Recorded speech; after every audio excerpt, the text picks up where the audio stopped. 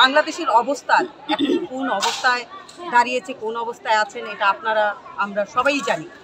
কারণ আমাদের এই ফেসিক সরকার, গত শেখ হাসিনা, উনি দেশ থেকে শুধু পালিয়েই যায়নি, সে দেশকে ধ্বংস করার জন্য যত কিছু আছে, যেই ধরনের পায়তারা আসে, সমস্ত কিছু সে করেছে।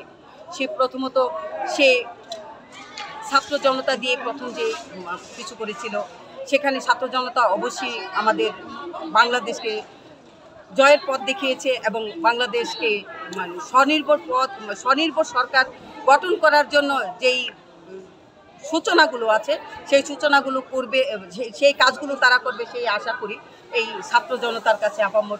আর বর্তমান যেই সরকারের কাছে, কিন্তু এখানে সে যেই সব কথাবার্তা বলেছে, সেখানে দেখা গেছে যে বর্তমান সরকারকে ডুবানোর জন্য এবং জনগণকে বিব্রত করার জন্য সে পাশের দেশ তার বন্ধু রাষ্ট্র, আমাদেরও বন্ধু রাষ্ট্র, কিন্তু আমরা আগে জানতাম তারা আমাদের বন্ধু রাষ্ট্র, এখন দেখি যে না, তারা আমাদের পরম শত্রু রাষ্ট্র, তারা বন্ধু না।